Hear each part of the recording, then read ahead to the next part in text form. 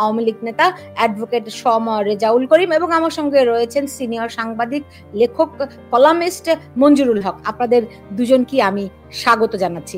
আমি যদি সার্বিক পরিস্থিতি একটু মঞ্জুরুল হক আপনার কাছ থেকে আগে একটু শুনে নিচ্ছি যে পরিস্থিতি কি দাঁড়াচ্ছে। কালকে আমরা জানি যে তত্ত্বাবধায়ক সরকারের প্রশ্নে আদালতের শুনানি আছে, আজকেও শুনানি হয়েছে, আগামীকাল আবার হবে, এবং আগামীকাল একটা ক্রুশিয়াল দিন, যেদিন যেই সেনা কর্মকর্তাদের বিরুদ্ধে অভিযোগ উঠেছে, আপনি জানেন তাদেরকে হস্তান্তরের দাবি জানিয়েছে, তাদেরকে আদালতে তোলা হবে কিনা এই বিষয়টিও সামনে থাকছে। ফলে অনেকগুলি জটিল বিষয় একই সঙ্গে কালকের দিনটি হয়তো ক্রুশিয়াল। আপনি কি দেখছেন? ধন্যবাদ। অবশ্যই কালকের দিনটি ক্রুশিয়াল, কারণ এই একটা ধামাচাপা ধরনের একটা চিঠি ইস্যু হয়েছে গত 19 তারিখে আপনার হিউম্যান রাইটস থেকে। 5টি সংগঠন মিলে চিঠি পাঠিয়েছে। সেখানে একটি অধ্যায় বলা আছে যে কোনো দলকে নিষিদ্ধ করার ব্যাপারে বিরত থাকতে, বা তাদের এটা যদি নিষিদ্ধ থাকে তাহলে তারা নির্বাচনে ব্যাপক সংখ্যক মানুষের ভোটাধিকার থেকে বঞ্চিত রাখা হয়, এটি ঠিক না, এরকম একটি অধ্যায় আছে। কিন্তু বাকি পুরোটা হচ্ছে তারা মেনশন করেছে যে আইসিটি আদালতের আদেশ অমান্য করে যে সেনাবাহিনীর সদস্যদেরকে হেফাজতে নিজেদের ওখানে রাখা হয়েছে, এটি সরকারকে আরো শক্ত হাতে মোকাবেলা করা উচিত। সরকার কেন এটি করতে দিচ্ছে? অর্থাৎ ইন্ধন যোগানো হচ্ছে ওই 5টি সংগঠনের থেকে, মানবাধিকার সংগঠনগুলো থেকে, যে সেনাবাহিনীর এই সদস্যদেরকে অবশ্যই আদালতে এই সিভিল কোর্টে হাজির করতে হবে, এবং তারা যে সেনাবাহিনীর ভিতরে রেখেছে ক্যান্টনমেন্টের ভিতরে সেটা বেআইনি। এইটাই সরকারকে তারা ইন্ধন জুগিয়েছে। তো সেইটা নিয়ে সরকার একটা টানাপোড়েনের মধ্যে আছে। সরকারের কাছে এটা একটি চ্যালেঞ্জ। ওয়াকারুজ্জামান সাহেব গত 15 মাসে আর কিছু না করতে পারলেও দৃশ্যত কোনো কিছু করেননি। তিনি সবকিছুই তিনি সরকারের পক্ষে করেছেন, জনগণের পক্ষে কোনো কিছু করেননি। কিন্তু এই প্রথম তাকে দেখা গেল একটি চ্যালেঞ্জ তিনি ছুড়ে দিয়েছেন সেনা সদস্যদের, যাদের নামে ওয়ারেন্ট ছিল, এদেরকে সিভিল কোর্টে না পাঠিয়ে। এখন দেখা যাক সেটা তিনি কতক্ষণ রক্ষা করতে পারেন, এই একটা বিষয়। দ্বিতীয় বিষয় হচ্ছে যে কালকে আপনি যে কথাটি বললেন তত্ত্বাবধায়ক সরকারের বিষয়টা, ওইটাকে আমার ধারণা ওইটা আবার একটা তারিখ দিয়ে পিছিয়ে দেওয়া হবে, যতক্ষণ পর্যন্ত না নিশ্চিত হচ্ছে যে এই তত্ত্বাবধায়ক সরকারে এই সরকারের 100% এলিমেন্টসটা ঢোকানো যাবে, এলিমেন্টদের ঢোকানো যাবে, ততক্ষণ পর্যন্ত তত্ত্বাবধায়ক সরকারের ইস্যুটা মীমাংসা হবে বলে মনে হয়। তত্ত্বাবধায়ক সরকার ইস্যুটাকে চলে যাবে, আর সেনাবাহিনীর সদস্যদেরকে আদালতে নেওয়ার ব্যাপারে যে চ্যালেঞ্জটা, সেইটা কালকে মুখোমুখি অবস্থান। আমি ধারণা করছি যে সেনাবাহিনী তাদের অবস্থানে অনড় থাকে, বাকিটুকু পরে থাকে। জি জি, আমি খুবই একটা বিশ্বস্ত সূত্র থেকে জানতে পেরেছি কালকে 12:30টায় তাদেরকে আদালতে তোলা হবে। এটি মোটামুটি আমার ওই সূত্র থেকে নিশ্চিত করেছে। হয়তো ওয়াকারুজ্জামান শেষ পর্যন্ত তার অবস্থানে অবিচল থাকতে পারবেন কিনা সেটি আমরা জানি না। আমি একটু যেতে চাই রেজাউল করিম আপনার কাছে। আজকে আওয়ামী লীগকে দেখলাম তারা খুবই অনেক অসংখ্য মিছিল করেছে, সেই মিছিলে আবার সাধারণ মানুষও সামিল হয়েছে। সাংগঠনিকভাবে আমি দেখেছি নানক তিনি একটি দিয়েছেন, কর্মসূচি ঘোষণা করেছেন। আওয়ামী লীগের বিভিন্ন পেজগুলোতে দেখছি কর্মসূচি। কি কর্মসূচি আছে আপনাদের? দেখুন, বাংলাদেশটা সৃষ্টি সহ বাঙালি জাতির ইতিহাসের যা কিছু গৌরবময় অর্জন, সেটা ভাষা আন্দোলন বলেন, আইয়ুবের সামরিক শাসন, আমাদের 69-এর গণ অভ্যুত্থান, 70-এর নির্বাচন, 71-এর মহান মুক্তিযুদ্ধের মধ্য দিয়ে পরাধীনতার শৃঙ্খল ভেঙে একটা স্বাধীন সার্বভৌম রাষ্ট্র করা, সবকিছু আওয়ামী লীগের নেতৃত্বে হয়েছে। সে কারণে আওয়ামী লীগ একটা গতানুগতিক রাজনৈতিক দল না, আওয়ামী লীগ একটি প্রতিষ্ঠানে পরিণত হয়েছে, একটা অনুভূতিতে পরিণত হয়েছে, একটা আদর্শ, একটা বিশ্বাস, ভালোবাসা। এক কথা যদি বলি তাহলে আওয়ামী লীগ একটা পরিবারে পরিণত হয়ে গেছে। যারা মুক্তিযুদ্ধের চেতনায় বিশ্বাস করেন তারা অনেকে হয়তো আওয়ামী লীগ না করে কেউ ন্যায় communist party, workers party, Jasad বিভিন্ন দল করতে পারেন, কিন্তু যখনই মুক্তিযুদ্ধের চেতনার প্রশ্নটা আসে তখন কিন্তু সবাই ঐক্যবদ্ধভাবে আওয়ামী লীগকে আশ্রয়স্থল মনে করে। এই কারণে যে বাঙালি জাতির যা কিছু গৌরব অর্জন তা আওয়ামী লীগের নেতৃত্ব হয়েছে। 71-এ যেমন আওয়ামী লীগের নেতৃত্বেই সবটা হয়েছিল।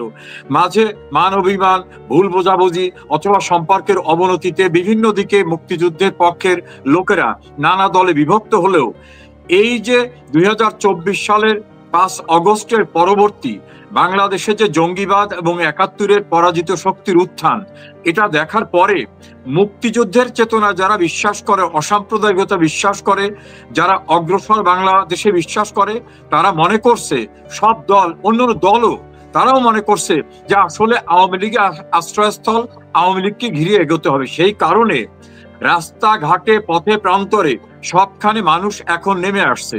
আমি কিছুদিন আগে আমার একটা ভিডিও কন্টেন্টসে বলছিলাম, আওয়ামী লীগের মিছিল নিয়ে যতটা না দুশ্চিন্তায়, তার চেয়ে বেশি দুশ্চিন্তায় তারা যখন দেখছে, অ্যানালাইসিস করে, যে সাধারণ মানুষ এসে মিছিলে সামিল হয়ে যাচ্ছে, অর্থাৎ সাধারণ মানুষের যে ভালোবাসার জায়গাটা।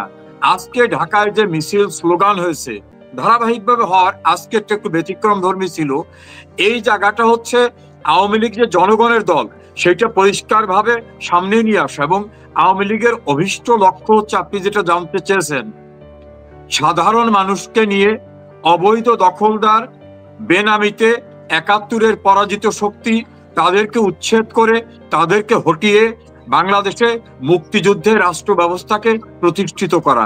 এটাই হচ্ছে আমাদের কর্মসূচির মূল লক্ষ্য।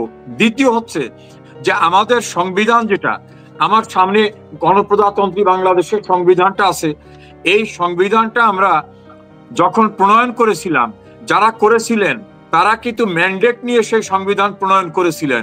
অর্থাৎ 70-এর নির্বাচনে আওয়ামী লীগের ম্যানিফেস্টোই ছিল যে আমাদের ভোট দিলে আমরা শাসনতন্ত্র প্রণয়ন করব।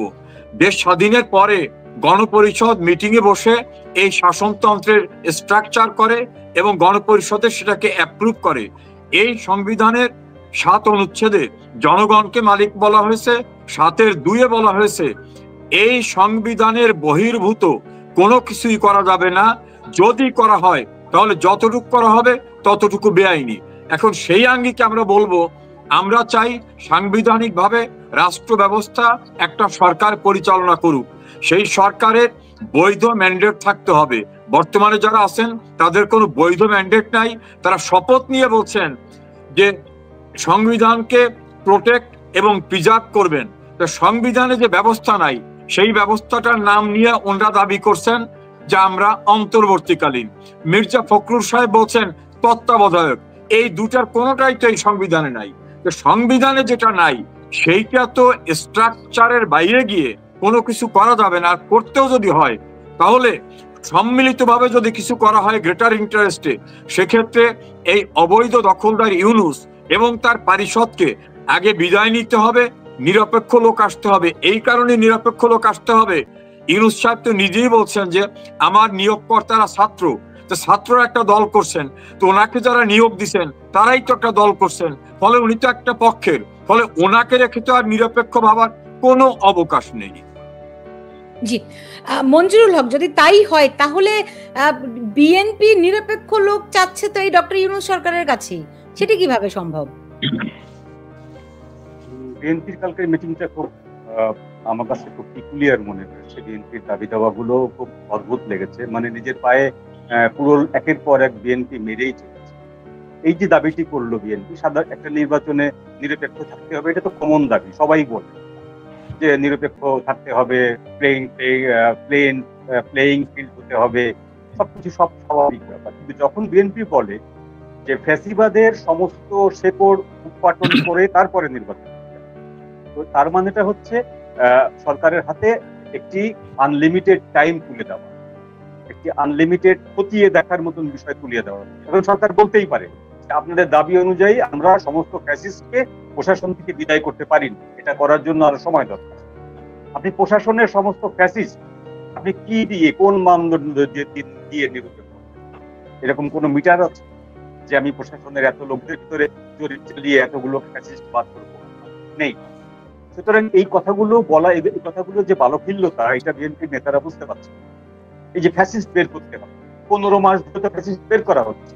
এখন যদি মনে করা হয় আওয়ামী লীগ আমলের সমস্ত কর্মকর্তারা ফ্যাসিস্ট বা এদের 90% ফ্যাসিস্ট, তাহলে 90% লোককে বাদ দিয়ে 10% লোক দিয়ে প্রশাসন চালাক না সরকার।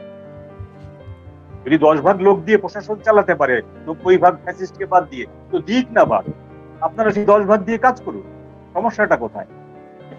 এখন এগুলো বলা মানে হচ্ছে বিএনপি আরো টাইম বিএনপির যে সংখ্যা, যে ফেব্রুয়ারিতে নির্বাচন সরকার দেবে না, সেই সংখ্যাটাকে নিজেরাই আরো বাড়িয়ে দেবে।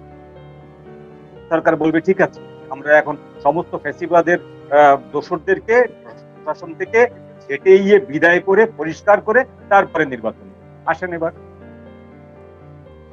এখন বিএনপিকে কে শেখাতে যাবে? বিএনপি তো আপনার জ্ঞানের কোন সীমা পরিসীমা, ওদেরকে তো শেখানোর কোন ওদের থেকে ভালো জি সমরেজা, ধরেন আদালত যদি আগামীকাল তত্ত্বাবধায়ক সরকারের পক্ষে রায় দেয়, হ্যাঁ, আমি জানি না যে কি হতে পারে, তাই না?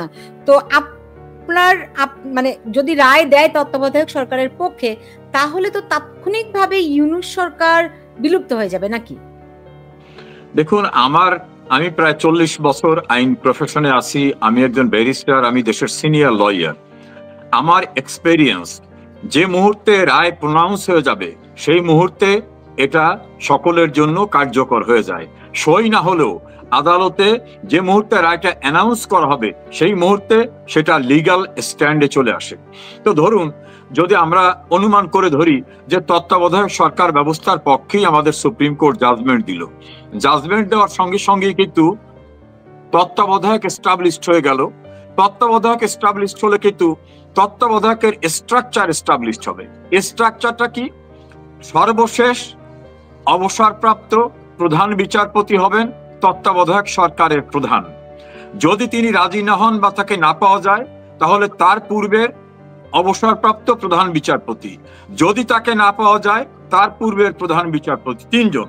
তারপরে সর্বশেষ অবসরপ্রাপ্ত আপিল বিভাগের বিচারপতি, মানে প্রধান বিচারপতি না। এভাবে 5টা স্তর অতিক্রম করতে হবে। 5টা স্তরের পরেও যদি দেখা যায় পাওয়া যাচ্ছে না, তখন সকলের গ্রহণযোগ্য একটা লোককে বসাইতে হবে। এই 5টা স্তরের লোক তো বাংলাদেশে অ্যাভেইলেবল। তাহলে তত্ত্বাবধায়ক আসলে তো ইউনূসের থাকার কোনো সুযোগই নাই। যদি আমরা ধরে নিই যে তত্ত্বাবধায়ক একসেপ্ট করলেন সুপ্রিম কোর্ট, তাহলে যে মুহূর্তে অ্যানাউন্স হয়ে যাবে সেই মুহূর্তে ইউনূস নোবডি। আর একটা বিষয়, এখানে মঞ্জুরুল হক সাহেব আছেন, ওনার আমি বিভিন্ন প্রোগ্রাম দেখি। সুপ্রিম কোর্টে আমাদের মহামান্য রাষ্ট্রপতি একটা রেফারেন্স চেয়েছিলেন যে প্রধানমন্ত্রী নাই, এই মুহূর্তে আমি কি করতে পারি নির্বাহী কাজ পরিচালনার জন্য। তারা একটা রেফারেন্স পাঠিয়েছিলেন, যদিও সেটা নিয়ে অনেক আপত্তি আছে যে ওই সময় প্রধান বিচারপতি এবং জ্যেষ্ঠ বিচারপতি ক্যান্টনমেন্টে ছিলেন, তাহলে কখন কোর্ট বসলো, আদৌ পাঠিয়েছেন কিনা। সিনিয়র অ্যাডভোকেট মহসিন রশিদ বারবার বলছেন কোথায় মিটিং করছে, কাগজ দেখান, কাগজ আর দেখাচ্ছে না। তারপর আমি যুক্তির খাতিরে ধরে নিলাম একটা মিটিং হয়েছিল, তারা একটা রেফারেন্স পাঠিয়েছে। এই সেই রেফারেন্সটা আমার কাছে আছে। এই রেফারেন্সে সুপ্রিম কোর্ট বলছে, একেবারে বিগিনিং বলছেন সংবিধানে তত্ত্বাবধায়ক সরকার ব্যবস্থা নাই। তারপরে এসে বলছেন রাষ্ট্রের সাংবিধানিক শূন্যতা পূরণে জরুরি প্রয়োজনে, কাইন্ডলি প্লিজ নোট ইট, জরুরি প্রয়োজনে মহামান্য রাষ্ট্রপতি রাষ্ট্রের নির্বাহী কার্য পরিচালনার নিমিত্তে অন্তর্বর্তীকালীন ব্যবস্থা হিসাবে প্রধান উপদেষ্টা ও অন্যান্য উপদেষ্টা নিয়োগ দিতে পারেন। এইখানে খুব ইম্পর্টেন্ট, মঞ্জুর সাহেব আপনিও তো বিভিন্ন টেলিভিশন বা প্রোগ্রামে কথা বলেন, রাষ্ট্রের জরুরি প্রয়োজন, নট সরকারের। রাষ্ট্র আর সরকার আলাদা। দ্বিতীয়, অন্তর্বর্তীকালীন ব্যবস্থা হিসাবে, নট অন্তর্বর্তীকালীন সরকার হিসাবে। অর্থাৎ সুপ্রিম কোর্ট, রাষ্ট্রের মালিক হলো রাষ্ট্রপতি, সর্বোচ্চ পদ। রাষ্ট্রের প্রয়োজনে, একবারও বলে নাই সরকারের প্রয়োজনে। আর অন্তর্বর্তীকালীন সরকার নামক শব্দটা কোথাও বলেননি, বলছেন অন্তর্বর্তীকালীন ব্যবস্থা হিসাবে। তাহলে এই যে অন্তর্বর্তীকালীন সরকার দাবি করেন ইউনূস সাহেব, তাকে কেউ চামচারাজে বিভিন্নভাবে অভিষিক্ত করেন। কনস্টিটিউশনে যেমন নাই, আমাদের সুপ্রিম কোর্ট মাথায় রাখছে যে আমি সুপ্রিম কোর্ট, সংবিধানে যা নাই তা দেওয়ার এখতিয়ার আমারও নাই। ফলে অন্তর্বর্তীকালীন সরকার বলে কিছু এখন নাই। তাহলে সুলতানা প্রশ্ন করতে পারেন যে তাহলে ওনরা কারা? ওনরা হচ্ছেন রাষ্ট্রপতিকে উপদেশ দেওয়ার জন্য, রাষ্ট্রপতি তার প্রেরোগেটিভ পাওয়ারে অ্যাডভাইজার নিতে পারেন, সেক্রেটারি নিতে পারেন, প্রেস সেক্রেটারি নিতে পারেন, পিআরও নিতে পারেন। বিষয়টা কিন্তু এইরকম হতে পারে। এই জন্য কোনো জায়গায় সরকার নামক শব্দটা নাই। ফলে রাষ্ট্রপতিকে সাহায্য করতে না থাকতে পারেন। আর এইটা সাপ্লিমেন্ট হয়েছে নিউ এজের এডিটর নুরুল কবির, তিনি, আমি এপ্রিল মাসে এই প্রসঙ্গটা তুলেছিলাম, আমাদের ফজলুল বারী নবনীতা চৌধুরীর সঙ্গে দুইটা আলোচনা আমি এই প্রসঙ্গটা কঠোরভাবে তুলেছিলাম লাস্ট এপ্রিলে। নিউ এজের নুরুল কবির জিজ্ঞাসা করছিলেন প্রধান উপদেষ্টাকে, আপনি তো প্রধান উপদেষ্টা, আপনি কাকে উপদেশ দেন? উনি ফেলায় বলতেছে যে আসলে তো এটা তো ভেবে তো দেখিনি, কারণ তত্ত্বাবধায়ক সরকার তো নাই, তত্ত্বাবধায়ক সরকার থাকলে উনি তত্ত্বাবধায়কের উপদেষ্টা, তাহলে উনি কাকে উপদেশ দেন? উনি কিন্তু কোনো জবাব দিতে পারেন নাই। স্টিল আমি একজন লয়ার হিসেবে এই জায়গায় আমি রিজিট, উনি কোনো সরকারের উপদেষ্টা না, উনি হাইয়েস্ট রাষ্ট্রপতির উপদেষ্টা হতে পারেন। কাজী সরকার পরিচালনা করতে গেলে যে স্ট্রাকচার, লিগালি সেই স্ট্রাকচারে এখনো আইন সিদ্ধভাবে শেখ হাসিনা প্রাইম মিনিস্টার, তার ক্যাবিনেট এক্সিস্টিং, পার্লামেন্ট এক্সিস্টিং। কেননা পার্লামেন্ট বাতিল করতে হলেও শেখ হাসিনা অর্থাৎ প্রধানমন্ত্রীর লিখিত অনুরোধ থাকতে হবে। প্রধানমন্ত্রী তো কোনো লিখিত অনুরোধ করেন নাই। তারপর আরো ইন্টারেস্টিং হলো, ধরে নেন পার্লামেন্ট ভেঙে দিয়েছে, নতুন পার্লামেন্ট না হওয়া পর্যন্ত যদি কোনো আইন প্রণয়ন করতে হয়, তাহলে যে পার্লামেন্ট ভেঙে দেওয়া হয়েছে ওই পার্লামেন্টকে আবার পার্লামেন্টের সেশনে আহ্বান করা যাবে। আর প্রধানমন্ত্রী যদি যুক্তির খাতিরে, কেউ তর্কের খাতিরে বলেন যে রিজাইন করছে, তাহলে আর্টিকেল 457 অনুযায়ী রিজাইন দিলেও রাষ্ট্রপতি তাকে বলবেন আপনার সাকসেসর, আপনার উত্তরসূরি না আসা পর্যন্ত আপনি এটা চালিয়ে যাবেন। এর মাঝখানে এই যে দেশের সর্বোচ্চ আইন, এখানে অন্য কোনো ব্যবস্থা নাই। জি, তাহলে আজকে যে বিএনপির মহাসচিব মির্জা ফখরুল ইসলাম আলমগীর এই সরকারকে, এই অন্তর্বর্তীকালীন সরকারকেই তত্ত্বাবধায়ক সরকার হিসেবে দেখতে চায় বললেন, আপনি মঞ্জুরুল হক, আপনি নিশ্চয়ই ব্রিফিংটি শুনেছেন তার, তাহলে এটি কিসের তাৎপর্য বহন করে, এটি কিসের ইঙ্গিত দেয়? এখন জটিল হয়ে গেল বিষয়টি। এখন রেজাউল করিম ভাইয়ের বক্তব্য শুনলাম, এর পেছনে একটি মাত্র লাইন আমি যোগ করি, সেটি হলো যে সম্পূর্ণ অবৈধভাবে 15টা মাস একটা গ্রুপ নিজেদেরকে সরকার বলে দেশ পরিচালনা করছে। আপনি তো প্রমাণ করে দিলেন যে আইনত কিভাবে তারা অবৈধ, এবং তারা কখনো বৈধ হতে পারে না বা বৈধ হওয়ার কোনো সুযোগও নেই তাদের। তারপরেও এই সরকারটি সুপ্রিম কোর্টের বিভিন্ন আদেশ, হাইকোর্টের বিভিন্ন আদেশ জারি করাচ্ছেন, বিভিন্ন অর্ডিন্যান্স পাস করাচ্ছেন, এই যে আইসিটি আদালতে বিভিন্ন অর্ডিন্যান্স পুশিং করছেন, এক একদিন এক একটা করে লাইন পুশিং করে যাচ্ছে। তো এই জিনিসগুলো, এই যেমন ধরুন যে এর আগের আদেশে ছিল যে যাদের বিরুদ্ধে মামলা হয়েছে তারা কেউ নির্বাচনে লড়তে পারে, অর্থাৎ আওয়ামী লীগের কোনো যাদের যেসব নেতার নামে মামলা হয়েছে, শেখ হাসিনা সহ, তারা কেউ নির্বাচনে লড়তে পারে। এইটা অর্ডিন্যান্সের ভিতরে ঢুকিয়ে দেওয়া। তো এরকম অর্ডিন্যান্সও পাশ করছে সেই বেআইনি সরকার। এখন আশঙ্কার জায়গাটি হচ্ছে যে যখন আগামী কালকে এই বিষয়টি যদি রেজাউল ভাই যেটি বললেন যে ঘোষণা হওয়ার সঙ্গে সঙ্গে তত্ত্বাবধায়ক সরকার ব্যবস্থা ইফেক্টেড হয়ে যাচ্ছে, তো সেরকম ব্যাপারটা তো তারা জানেন। তারা যদি সেইটি ঘোষণা করেই বসেন, তাহলে ডক্টর ইউনূস সাহেবের সাথে এই যে লোকগুলো, এরা কোথায় যাবে? সুতরাং এটা যে ঘোষণা করে বসবেন না, এই মর্মেই আপনার সিদ্ধান্তে আসা যায় যে এরকম ঘোষণা আসতে যাচ্ছে। এরকম ঘোষণা আসা মানে তো সরকারের জাস্ট সরকার পপুর হয়ে উবে যাবে, সরকার বলে কোনো কিছু নাই, এক্সিস্ট করবে। সুতরাং এটাকে পিছিয়ে দিতে পারে, এর আগেও দিতে পারে। আর বিএনপির যে কথাটি বললেন যে বিএনপি জোড়াতালি দিয়ে যেটি করতে চাচ্ছে, সেটি তো সম্ভব না। তত্ত্বাবধায়ক সরকারের যে ব্যবস্থা, সেই ব্যবস্থায় যে প্রাক্তন বিচারপতি, তিনি তার বাকি 9 জন সদস্যকে নির্বাচন করবেন। কাকে কাকে নেবেন সেটা সম্পূর্ণ তার এখতিয়ারের উপরে দাঁড়াবে। এটি তো বিএনপি বললো যে আমাদের লোক দিলাম, এদেরকে নিতে হবে, ব্যাপারটা এরকম না। সব দল থেকে লোক চাওয়া হবে, চাওয়ার পর তাদের ভিতর থেকে বাছাই করে 9 জন নেওয়া হবে, যেটি আমরা এর আগের তত্ত্বাবধায়ক সরকার ব্যবস্থাগুলোতে দেখে এসেছি, যে 9 জন উপদেষ্টা থাকেন এবং একজন থাকেন প্রধান উপদেষ্টা, 10 জনের একটি সরকার গঠন করা। তো সেইটি যদি হয়, বাংলাদেশে এখন প্রাক্তন বিচারপতি একাধিক রয়েছে, তাহলে সেই বিচারপতিরা আসতে পারে তত্ত্বাবধায়ক সরকারের প্রধান হিসাবে। তো এই রিস্কটা ইউনূসের সরকার নেবে বলে আমি মনে করি। সুতরাং এটি কালকে মীমাংসা হচ্ছে না বলেই আমার বিশ্বাস। জি, এটাই অনেকেই বেশিরভাগই বলছেন, এই কারণেই সরকার পিছাচ্ছে, মানে তারিখের পর তারিখ পেছাচ্ছে। কালকে শুনানি হলো, হয়তো রায় হবে না। সোমা রেজাউল করিম, আপনি যদি দেখেন এখানে ফখরুল হাসান এক মন্তব্য করেছেন যে তাহলে বর্তমান ইউনূস সরকার যে ভয়ঙ্কর কার্যক্রম পরিচালনা করছে তা মহামান্য রাষ্ট্রপতির দায় কিনা। অবশ্যই রাষ্ট্রপতির দায় না, এই কারণে রাষ্ট্রপতি তো নির্বাহী ক্ষমতার এখতিয়ার সম্পন্ন না, এবং আমাদের দেশের আইনে একজন মানুষকে শুধু সমস্ত দায় থেকে অব্যাহতি দেওয়া হয়েছে, তিনি হচ্ছেন রাষ্ট্রের প্রধান রাষ্ট্রপতি। তার দায়িত্ব পালনকালীন সময় তাকে ইম্পিউনিটি দেওয়া হয়েছে, এখানে তার কোনো দায় নাই। এই কারণে মহামান্য রাষ্ট্রপতি কিন্তু তাকে নিয়োগের সময় একবারও বলে নাই, শপথের যদি অনুষ্ঠানটা ইউটিউবে থাকে এনে দেখেন, তিনি কিন্তু একবারও বলেন নাই যে আপনাকে অন্তর্বর্তীকালীন সরকারের প্রধান উপদেষ্টা হিসাবে আমি নিয়োগ দিলাম।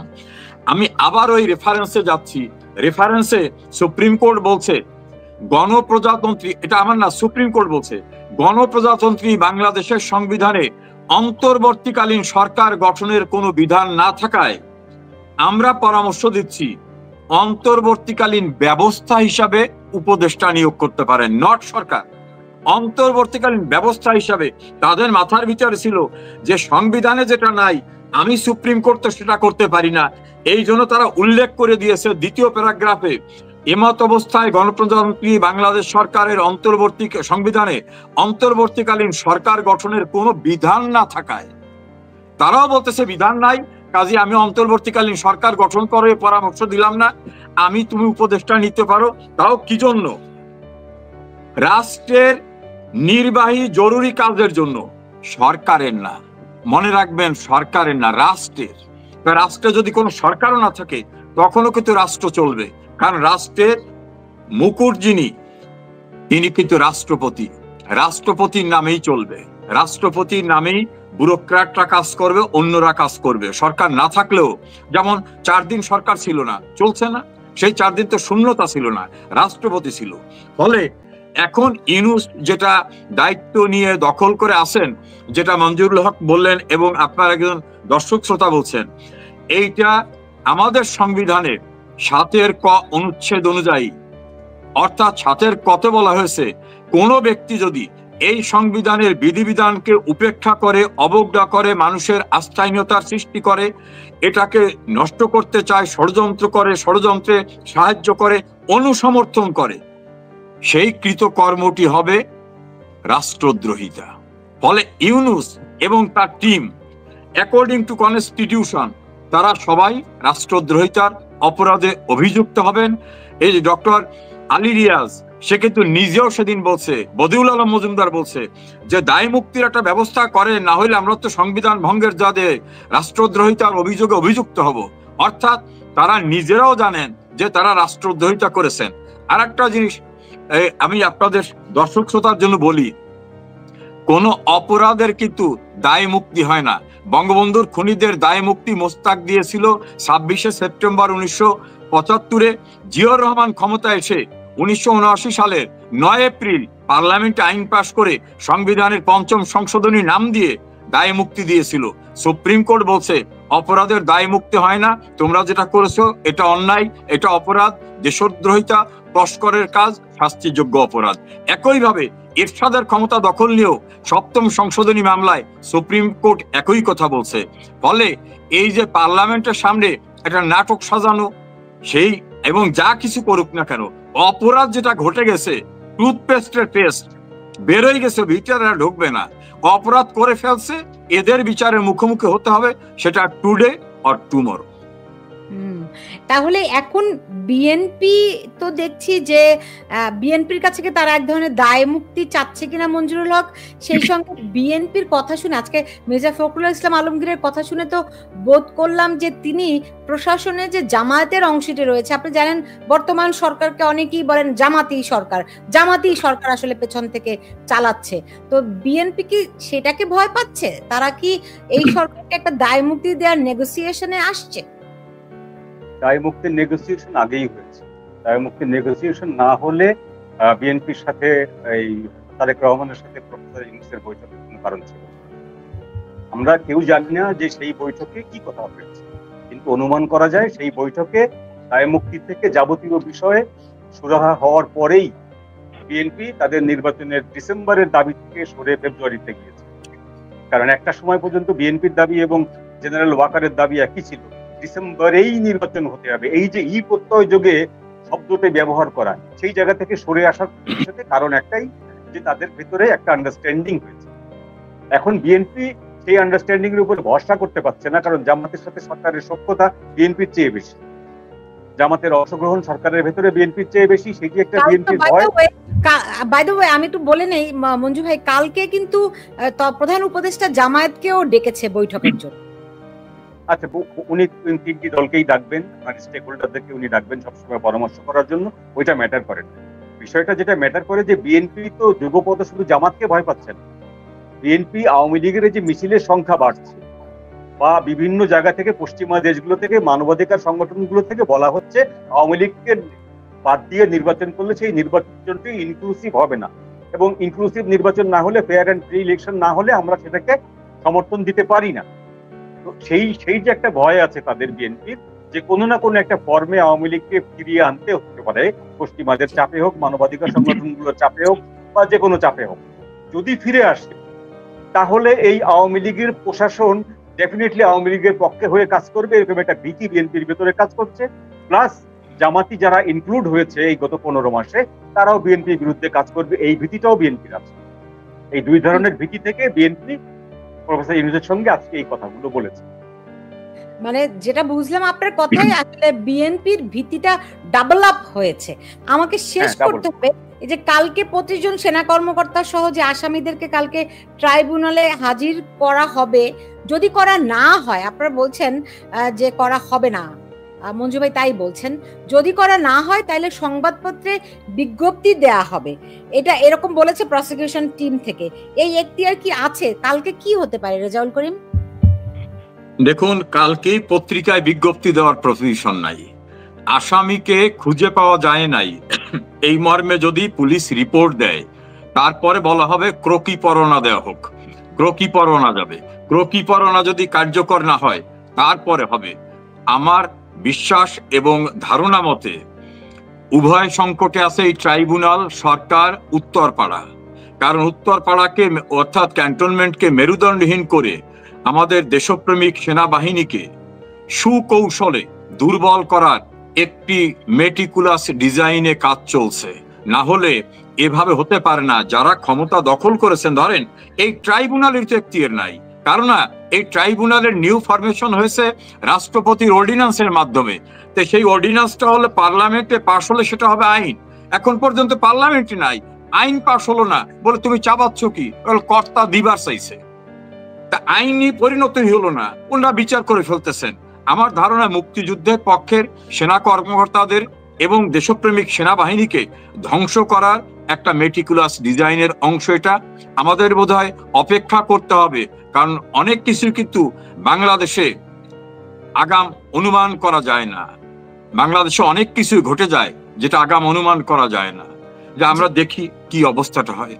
জি, শেষ করব। মঞ্জুরুল হক যদি শেষ মন্তব্যটি করতেন যে কালকে, আমি একটু 30 সেকেন্ড একটু সময় নিই। সেটা হলো মির্জা ফখরুল ইসলাম আলমগীর কিন্তু ইউনূসকে তত্ত্বাবধায়ক সরকারে রূপান্তর করার কথা বলেন নাই। তিনি সুকৌশলে বলছেন তত্ত্বাবধায়কের মতো একটা ব্যবস্থায় যেতে হবে। তা তত্ত্বাবধায়কের মতো ব্যবস্থায় গেলে আর এই সুদের ব্যবসায়ীকে রাখা যাবে না। আবার দেখছেন ফখরুল ইসলাম কথা বলতে পারতেছেন না, উনি পাশের থেকে সালাউদ্দিন সাহেবের পরামর্শ নিচ্ছেন।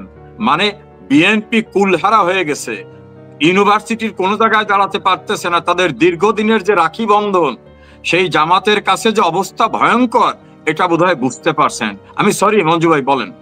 জি, কালকে কি হতে পারে? আপনি কোনটা সেনাদেরকে হাজির করা প্রশ্ন? অনেকগুলি বিষয় তো, সেনাদের আদালতে হাজির করা, তত্ত্বাবধায়ক সরকারের শুনানি, এদিকে আওয়ামী লীগেরও কালকে অনেক বড় বড় কর্মসূচির কথা শুনতে পাচ্ছি। আচ্ছা, এটা আমি প্রথমে যেটা বলেছিলাম সেই কথার পেছনে সামান্য একটু কারণ যোগ করি, আধা মিনিটের মতো, 1 মিনিটের মতো। সেটি হলো যে ওয়াকার সাহেবের আত্মগ্লানিতে হোক বা যে কারণেই হোক, তিনি তো কিন্তু মধ্যপন্থী। আমরা এখন পর্যন্ত যেটা জানি, স্বীকার করি, সেটি হলো যে বাংলাদেশ সেনাবাহিনীতে যদি 3টি ভাগ থাকে, একটি ভাগ হচ্ছে মুক্তিযুদ্ধের পক্ষের, তথা আওয়ামী লীগের পক্ষে, প্রগতিশীলতার পক্ষে, আর একটি ভাগ হচ্ছে পাকিস্তানপন্থী তথা জামাতপন্থী, বিএনপিপন্থী, আর একটি গ্রুপ হচ্ছে মধ্যপন্থী। এরা উভয় গ্রুপে থাকে, এরা দুই গ্রুপকে মিনিমাইজ করে। তো আমরা যদি ওয়াকার সাহেবকে মধ্যপন্থী কাতারে ফেলে দিই, তাহলেও দেখবো যে তিনি সেখান থেকে খুব রিসেন্টলি দুটি পরিবর্তন কিন্তু তিনি ঘটিয়েছেন নিজের ভেতরে হোক বা সেনাবাহিনীর ভেতরে। তার একটি হলো যে ভারতীয় গোয়েন্দা দলটি যেটি এসেছিলেন 4 সদস্যের, তাদের সরকার কিন্তু অনুমতি দেয়নি, তারা আসার কথা ছিল না, এবং সেটা নিয়ে বাংলাদেশের কোনো পত্রপত্রিকায় বড় কোনো রিপোর্টও হয়। তো তারা কিন্তু এসেছে, তারা সেনাবাহিনী প্রধানের অনুমতি নিয়েই এসেছেন এবং সেনাবাহিনী প্রধান তাদেরকে এনেছেন। সুতরাং এখানে তিনি একটি কি বলা যায় ট্রাম্প কার্ড করেছেন সরকারের উপর।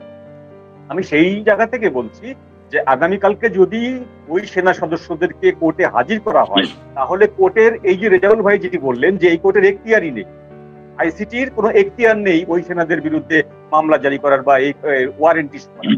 যদি ওরা কোর্টে হাজির করে তাহলে কিন্তু ওই এখতিয়ারটা স্টাবলিশড হয়।